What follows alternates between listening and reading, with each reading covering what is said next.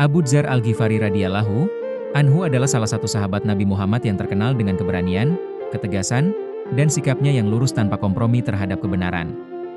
Ia berasal dari suku Ghifar, salah satu kabilah Arab Badui. Berikut penjelasan tentang kepemimpinan dan ketegasan Abu Dzar Al-Ghifari. 1. Kepemimpinan dalam keimanan. Abu Dzar adalah orang pertama dari suku Ghifar yang masuk Islam. Setelah ia masuk Islam, ia segera kembali ke kaumnya dan menyeru mereka agar beriman kepada Allah dan Rasul-Nya. Kepemimpinan Abu Dzar terlihat dari keberhasilannya membawa sebagian besar kaumnya masuk Islam, termasuk Bani Ghifar dan Bani Aslam, yang kemudian menjadi penolong Islam. Ia tidak hanya memimpin dengan ucapan, tetapi juga dengan teladan kesederhanaan, kezuhudan, dan keberaniannya menyampaikan kebenaran. 2. Ketegasan dalam menegakkan kebenaran. Abu Dzar dikenal sangat tegas menentang penimbunan harta dan ketidakadilan.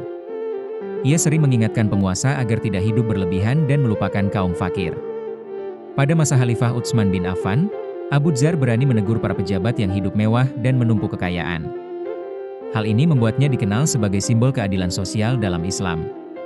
Ia memegang teguh sabda Nabi yang menyebutnya sebagai orang yang jujur dan tidak pernah berdusta, sehingga ketegasannya dalam menyuarakan kebenaran diakui oleh banyak sahabat.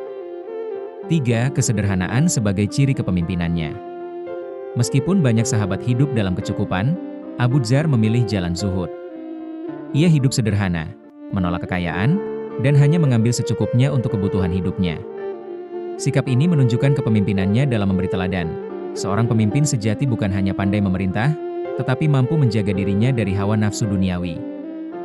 4. Keberanian yang tegas. Abu Dzar tidak takut menghadapi konsekuensi dari ucapannya.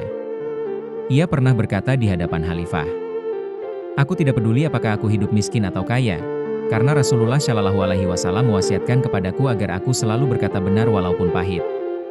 Keberanian ini menunjukkan bahwa kepemimpinannya bukan karena jabatan, melainkan karena moralitas dan integritas.